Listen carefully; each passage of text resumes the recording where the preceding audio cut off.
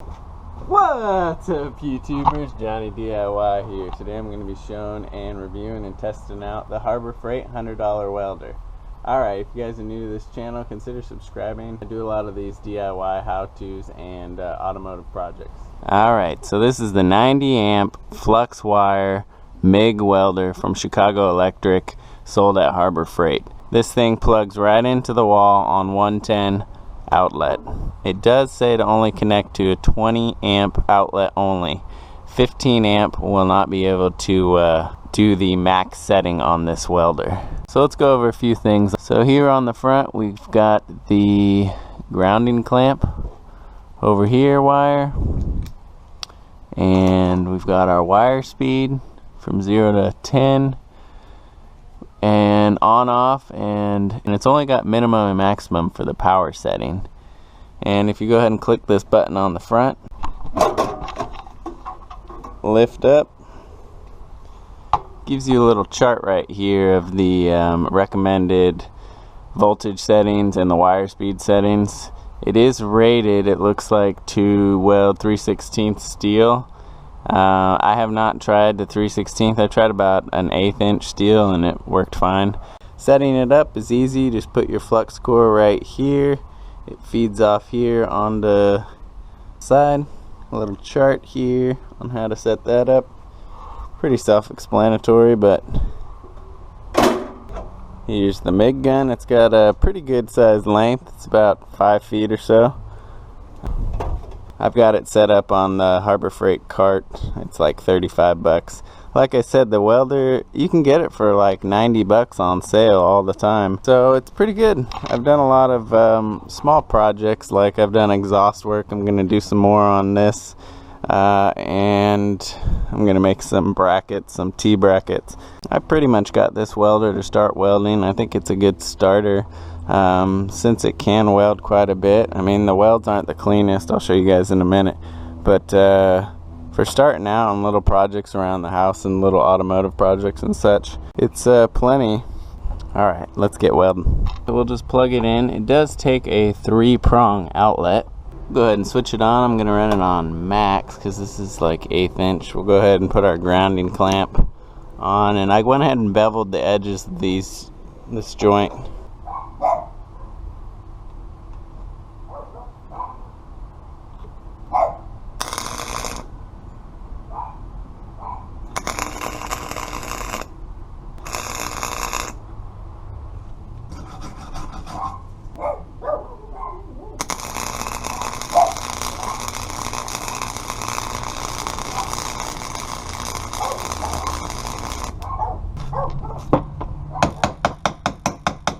Alright, so it's not the best weld, but I just started not too long ago.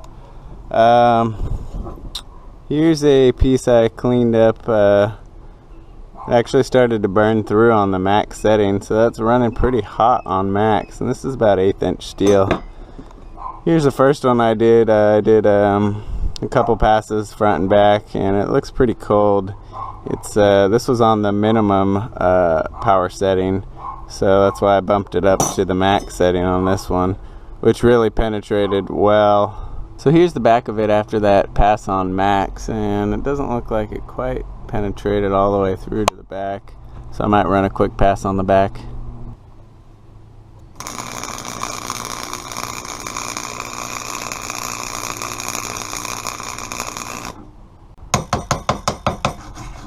Let's try it out on this exhaust, this little slip fit joint. Let's put this on the min because I know this stuff burns through fast. I already welded it once.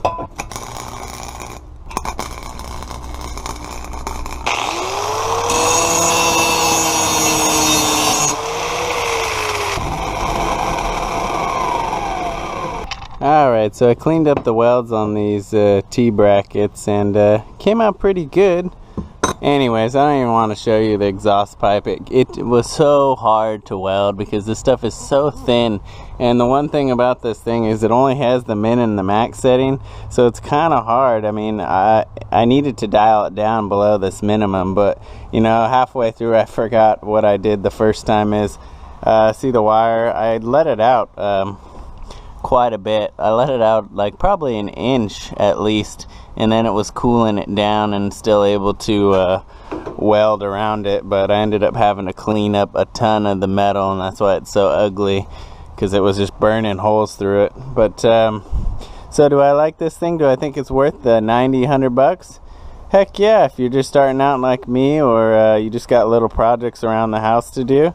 I wouldn't expect to go welding like 3/16 or 1/4 inch like custom bumpers or something like that, but just little projects here and there. Alright guys, and that's the 100-buck welder. If you guys like this video, give it a thumbs up for me. Consider subscribing to my channel. It really helps me out. Click the bell so you can get all the notifications for my new videos coming out. And I also got a Patreon. If you guys could check that out, it helps me out a lot. Alright guys, thanks for watching Johnny DIY. Keep on doing it yourself. Take care.